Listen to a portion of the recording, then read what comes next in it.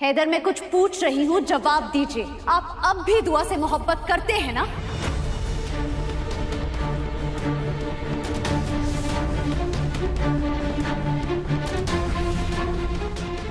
जवाब दो हैदर। जिस लड़की ने हमारे घर को तबाह किया है, बर्बाद किया है, उसके लिए तुम्हारे दिल में अभी भी जगह है? और क्यों तुम उसके भाई की इतनी तरफदारी कर रहे हो, बताओ।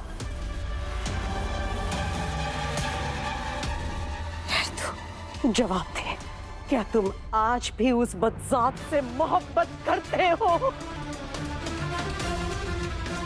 हाँ भाई, बता ही दीजिए। उन्होंने बड़ी अम्मी को जेल भिजवाया, मुझ पर इल्जाम लगवाए। क्या आप अभी भी उन्हें उतना ही चाहते हैं?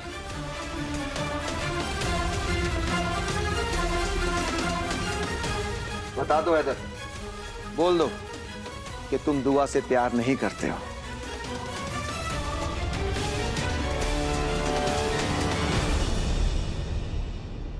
हैदर, बता दे बेटा। मेरा दिल कहता है कि मेरा हैदर अब भी मोहब्बत करता है मेरी दुआ से।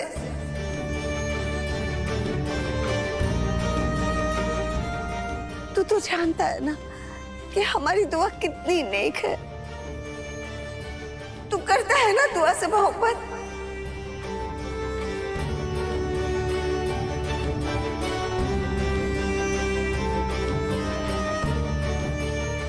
मैं दुआ से मोहब्बत नहीं करता।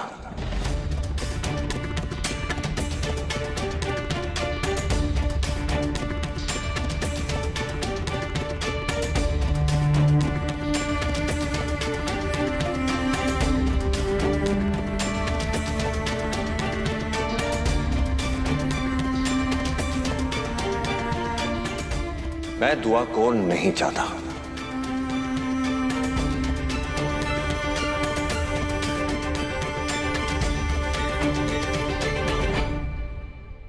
ना दुआ के लिए इस घर में जगह है और ना ही मेरे दिल में उसके लिए कोई मकाम।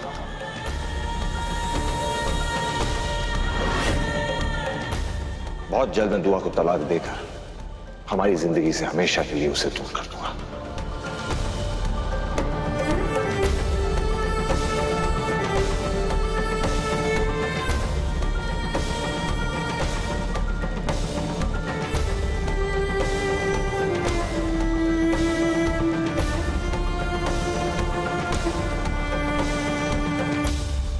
बहुत खूब हैदर भाई।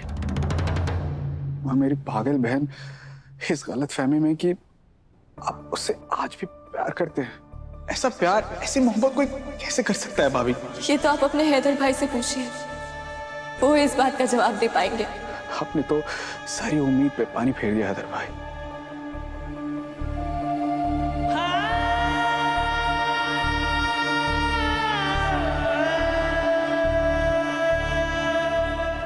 मैं जानता हूं कि सुन के तुम्हारा दिल टूट गया होगा रवि। ये कहते हुए मेरे सीने पर भी खंजर चल रहे हैं। तुम जाओ और दुआ को बता दो कि मैं उसे नहीं चाहता, ताकि वो मुझसे हर रिश्ता तोड़ दे और अपनी जिंदगी में खुश रहे। ना ये घर वाले उसके काबिल हैं तो ना ही मैं चाहता हूँ वो हर दुख, हर गम से दूर रहे। वो एक ऐसी जिंदगी शुरू कर सके जिसमें हम लोगों के मनूस काले साए उस पर ना पड़ सके। इतना सब कुछ हो जाने के बाद भी तुझे लगता है कि हैदर तुझसे मोहब्बत करता है? बेवकूफ मत बन। ना हैदर तुझसे मोहब्बत करता है और ना ही वो कायनात हफीज से। मुझे तो पहले से ही पता था ये पूरा का पूरा अख्तर खानदान धोखेबाज लोगों से भरा हुआ है। अरे जिसका बाप ऐसा हो, जिसने एक अच्छी खासी बीवी होते हुए भी दूसरी हरफा का हाथ पकड़ा हो, अगर वो ऐसा कर सकता है तो उसके बेटे से और उम्मीद ही क्या की जा सकती है? कहावत है ना, माँ पर पूत पिता पर घोड़ा, बहुत नहीं तो थोड़ा थोड़ा। असर तो होना ही था राहत साहब का हैदर पर। मियाँ, आप हैदर को गलत समझ रही हैं।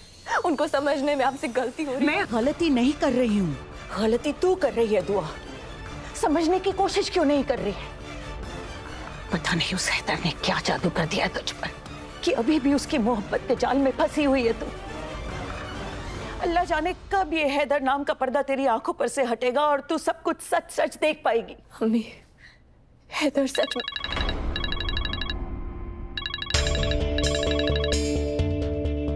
हेलो भाभी। रवि भाई आप रो क्यों रहे हैं? भाभी वो रवि भाई जवाब दीजिए, इधर मेरा दिल बैठे जा रहा है। आप जैसा सोच रही है ना भाभी, वैसा बिल्कुल नहीं है। क्या? हैदर भाई ने अभी अभी सबके सामने ये कहा। मैं दुआ से मोहब्बत नहीं करता, मैं दुआ को नहीं चाहता। उनके दिल में, उनकी जिंदगी में ना दुआ के लिए इस घर में जगह है और ना ही मेरे दिल में उसके लिए कोई मकाम।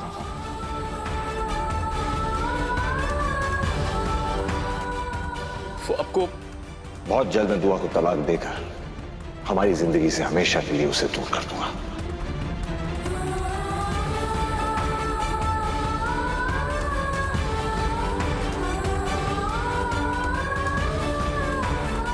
बाजी, हैदर, सुना क्या कहा रवि ने? ये है सच्चाई हैदर की और उसकी मोहब्बत की। कोई प्यार व्यार नहीं करता वो तुझसे। अगर प्यार करता तो इस तरह से बेवफाई करता?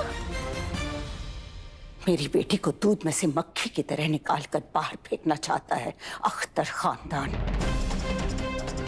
मैं भी उन्हें उनके मंसूबों में कामयाब नहीं होने दूंगी। मुझे भी अल्लाह पाक की कसम और अपनी बेटी के आंसुओं की कसम, अख्तर खानदान में बर्बादी का बिगुल बचा के रहूंगी, वरना मेरा नाम भी हमीदा नहीं। अल्लाह पाक की कसम है मुझे, अगर मैंने उस दुआ को और उसके पूरे खानदान को तबाह नहीं किया तो मेरा नाम भी हीना अख्तर नहीं। और इस तबाही की सीढ़ी चढ़ने का पहला कदम होगा गजल तुम्हारी और हैदू की औलाद। आप बिल्कुल सही कह रही हैं बाजी। अगर दुआ को हमेशा के लिए इस घर से बाहर करना है तो गजल को उसकी जगह लेनी ही पड़ेगी। एक रंग को मिटाने के लिए उस पर दूसरा गहरा रंग चढ़ाना ही पड़ता है। तुम्हारी औलाद की मोहब्बत हैदर के दिलो दिमाग से दुआ की मोहब्बत को हमेशा हमेशा के लिए खत्म कर सकती है गजल।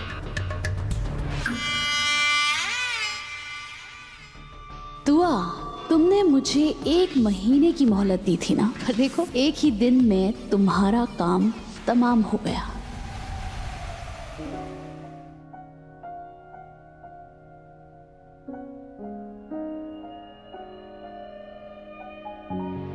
तलाक के कागजात पे साइन कर देना ताकि ये किस्सा हमेशा के लिए खत्म हो जाए। आंसुओं ने नजर में जगह बनाई, जिंदगी का हिस्सा बनी तन्हाई। आंसुओं ने नजर में जगह बनाई, जिंदगी का हिस्सा बनी तन्हाई। पूरी होके भी पूरी ना हो सकी दुआ, तुझसे जुदा जुदा हुआ मैं जुदा हुआ। मुझसे खफा खफा यहाँ मेरा खुदा हुआ। तुझसे जुदा जुदा हुआ मैं जुदा हुआ। मुझसे खफा खफा यहाँ मेरा खुदा हुआ।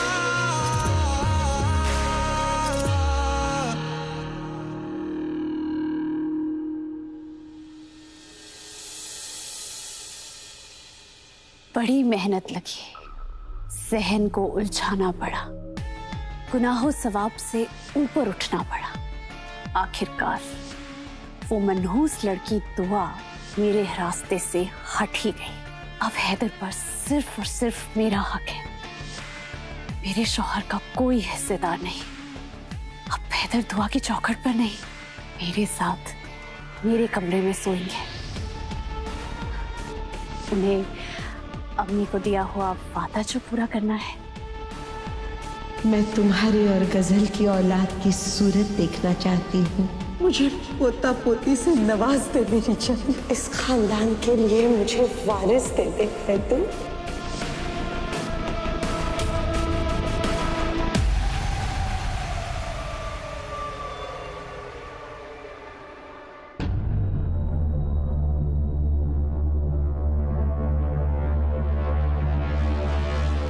हैदर, हैदर,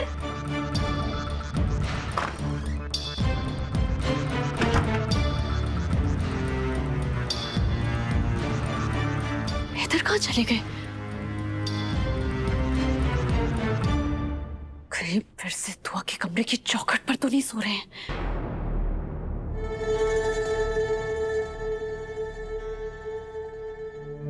हैदर, हैदर आप फिर यहीं पर? या मौला आप किस मिट्टी के बने हैं हैदर? मैं वहां कमरे में आपका इंतजार कर रही हूँ और आप यहाँ बैठे हैं। तुम कब से मेरा इंतजार करने लग गई कैसा? मैं हमेशा से यही सोता हूँ, पर अब तो ऐसा लग रहा है कि हमेशा यही रहूंगा।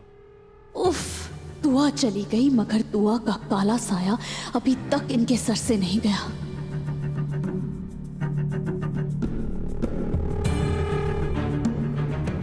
हैदर, मैं जानती हूँ आप कहाँ सोते हैं, लेकिन शायद आप भूल चुके हैं कि दुआ आपकी जिंदगी से जा चुकी है। जब वो यहाँ पर थी भी तब भी उसे आप पर तरस नहीं आया। अब जब वो यहाँ से जा चुकी है तो फिर यहाँ पर बाहर सोने का क्या मतलब है हैदर? देखिए हैदर, दुआ आपकी जिंदगी से जा चुकी है और हमें भी हमारी जिंदगी में आगे बढ़ना चाहिए ना। अब चलिए आप मेरे साथ हैदर। मैं यही ठीक हूँ। लेकिन क्यों नहीं चलेंगे हैदर? आप अम्मी को दिया हुआ वादा भूल गए हैं क्या? मैं तुम्हारी और गजल की औलाद की सूरत देखना चाहती हूँ।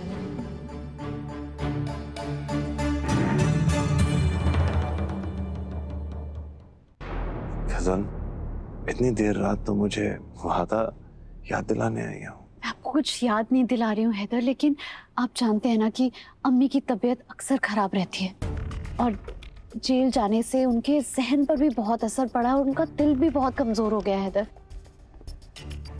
अम्मी के लिए हमें उनकी ख्वाहिश पूरी करनी चाहिए ना।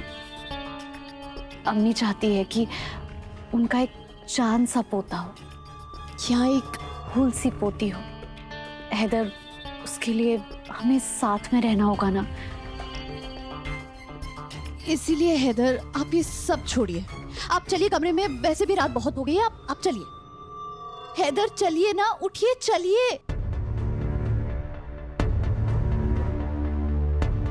हैदर, हैदर क्या हुआ? आप रो क्यों रहे हैं हैदर?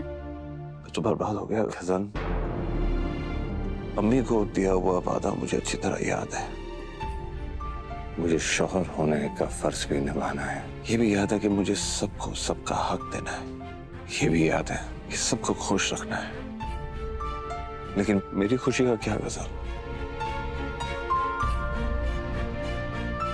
मैं तो इतने हिस्सों में बट चुका हूं कि मेरे हिस्से में कुछ बाकी नहीं है। अम्मी चाहती है कि मैं एक अच्छे बेटे होने का फर्ज पूरी तरह निभाऊं। अबू चाहते हैं मैं अपनी जिम्मेदारियां निभाऊं, घर संभालूं, कारोबार संभालूं। रुहान चाहता है कि एक बड़े भाई होने का फर्ज निभाऊं। और दादी अम्मी ये चाहती हैं कि दुआ के पास वापस लौट जाओ।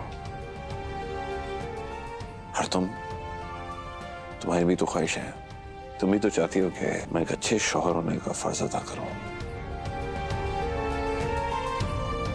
दुआ घर से चली गई है, इसलिए तुम चाहते हो मैं उसे भूल जाऊं।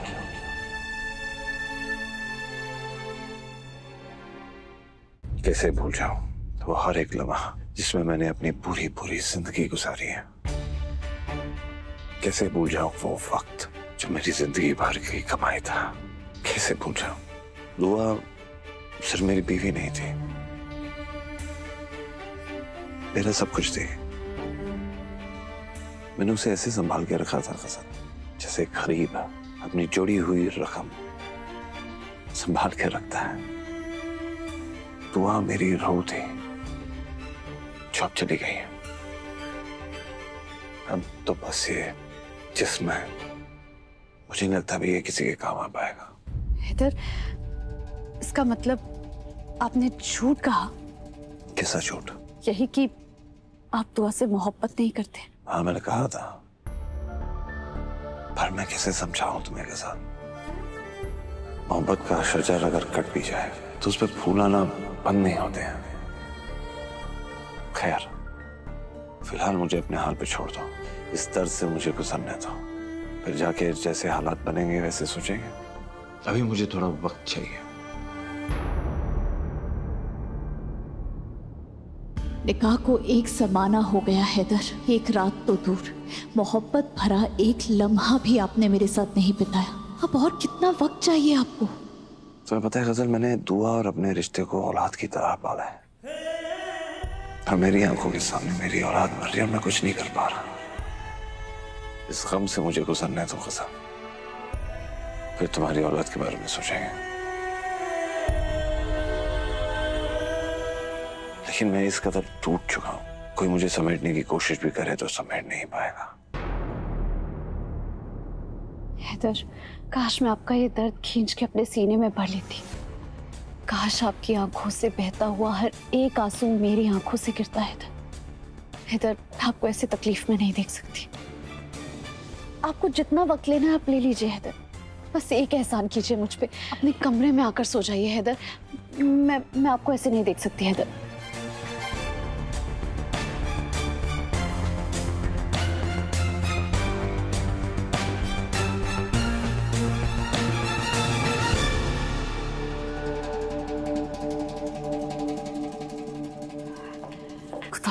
कर इस दुआ को। मकड़ी चली गई लेकिन जाला पे भी बाकी है, और वो हैदर मकड़ी की तरह उस जाले में फंसे हुए।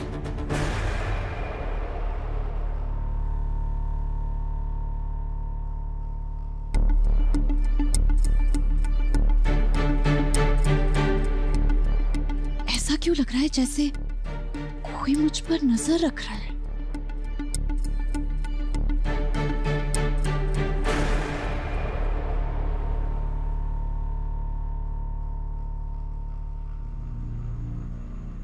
उम्र भर मैंने यही कहा ना तुम्हें कि तुम मेरी आदत हो। मैं गलत था, तुम मेरी आदत नहीं, तुम मेरी मोहब्बत हो। और आने वाले 75 सालों में मैं 75 भाई ये कहना चाहता हूँ कि मैं तुमसे प्यार करता हूँ। अब दुनिया की कोई ताकत हमें अलग नहीं कर सकती। बात तो जिंदगी भर का साथ निभाने की हुई थी ना हैदर, जिंदगी से निकाल क्यों फेंक रहे हैं आप? क्या आप सच में अपनी दुआ से मोहब्बत नहीं करते हैं? क्या सच में अब उस दिल पर मेरी हुकूमत भी नहीं रही जो मेरी सल्तनत हुआ करता था? अब तो कहते थे कि खुदा अपने बंदों को छोड़ सकता है, मगर हैदर अपनी दुआ को कभी नहीं छोड़ सकता। तो आज ऐसा क्यों हो रहा है हैदर? ये सब क्यों हो रहा है? क्यों हो रहा है?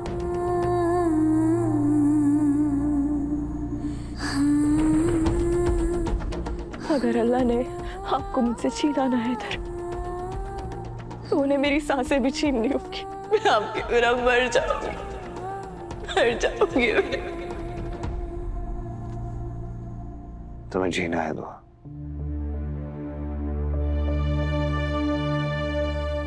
खुशियों के साथ, नई जिंदगी के साथ। मैं तो तुम्हें सिर्फ तकलीफें देता हूँ। रब से यही दुआ है कि मेरा साया भी तुम्हारे करीब नहीं आ पाए। बस तुम खुश रहना और मेरी फिक्र जरा भी मत करना। जो मुझसे गुजारी नहीं जाएगी, तुम्हारे बगैर वो जिंदगी गुजारनी मुझे सीखनी पड़ेगी।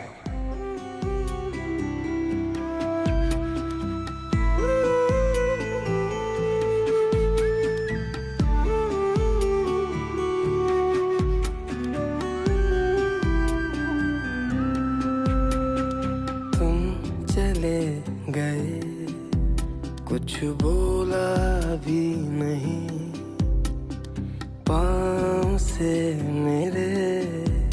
फिसली है ये जमीन, सांसें भी कह रही हैं वो आएंगी नहीं, शायद बिना तुम्हारे जी पाऊंगा नहीं,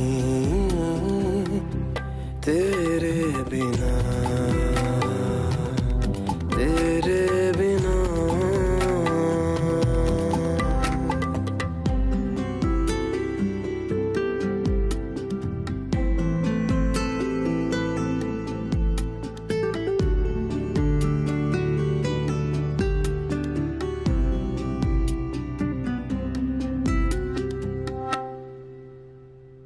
ढूंढे तुमको ये दिल हर कहीं, जाने क्यों तुम दिखते ही नहीं, दुनिया सारी पहले जैसी है, पहले जैसी खुशबू बस नहीं, आंखें भी थक चुकी हैं, आंसू बचे नहीं, शायद बिना तुम्हारे जी पाऊंगा नहीं, तेरे बिना, तेरे बिना, तेरे बिना, तेरे बिना।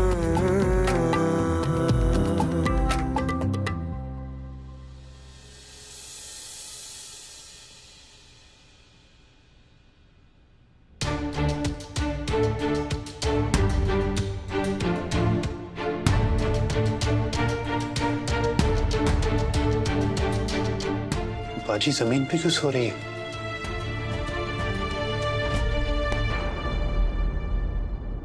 हफीज, क्या कर रहे हो? रहने दो इसे ऐसे ही। अम्मी अब देख रही है ना बाजी को क्या हो गया? वो जमीन पे क्यों सो रही है? सोने दो उसे। अम्मी जाके मैं उठाता हूँ उन्हें। हफीज, मैंने कहा ना चल मेरे साथ। अम्मी मेरी बात सुनिए। तू मेरी अम्मी बात आपने बाजी की हालत देखी? अम्मी मैंने अम्मी मेरी क्या हो गया है तुझे? अम्मी अब बाजी को फर्श से क्यों नहीं उठाने दे रही थी? बाजी कितनी निदान लग रही थी, मैं बाजी को इस हालत में नहीं देख सकता। हफीज मेरी बात सुन, देख तो मैं भी नहीं सकती हूँ, लेकिन हमें देखना पड़ेगा। तुम्हारी बाजी अपनी तकदीर का गम मना रही है हफीज, और ये तो अभी शुरुआत है। मेरी बेटी को आगे क्या क्या सहन करना पड़ेगा ये तुम सोच भी नहीं सकते हो। अम्मी पर मैं बाजी को कुछ सहने नहीं दूंगा। तुम कुछ नहीं कर सकते मेरे बच्चे।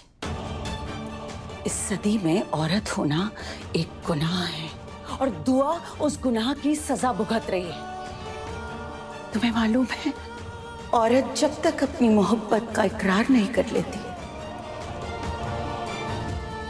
वो आजाद होती है, और मर्द कैद होता है। और जैसे ही औरत अपनी मोहब्बत का इजहार कर देती है वो कैद हो जाती है, और मर्द हमेशा के लिए आजाद हो जाता है।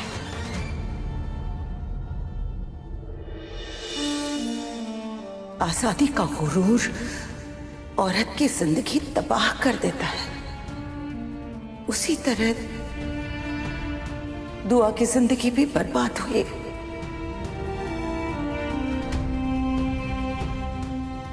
ये जो रिश्ता टूटा है ना, उसका दुख सिर्फ दुआ को ही झेलना पड़ेगा।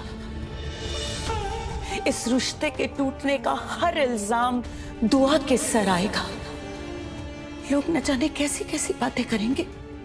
कोई कहेगा कि खामी रही होगी इसीलिए शौहर ने तलाक दे दिया। शायद कोई ये भी कहे कि बच्चलन होगी इसलिए शौहर ने छोड़ दिया। कुछ लोग ये भी कह सकते हैं नजर की शर्म नहीं रही होगी इसीलिए ससुराल वालों ने घर से बाहर निकाल दिया। किस किस का मुंह रोकेंगे हम हफीज? ये जो कुछ भी हुआ है ना, अख्तर खानदान की वजह से हुआ है हफीज। उन लोगों ने दुआ को तबाह कर दिया। मेरे सामने बाजी की जिंदगी बर्बाद हो रही है अम्मी।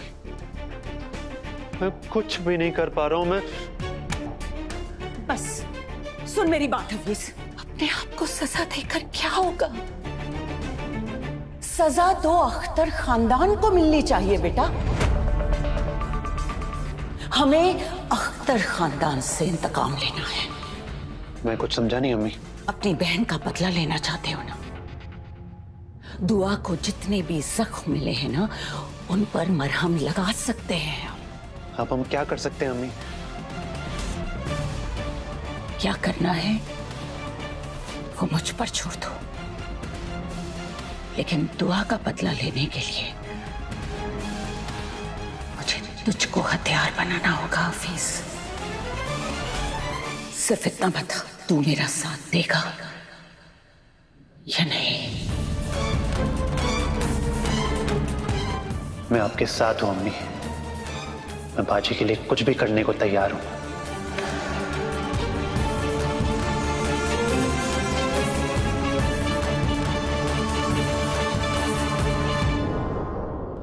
अख्तर खानदान वालों, अपनी बर्बादी के लिए तैयार हो जाओ।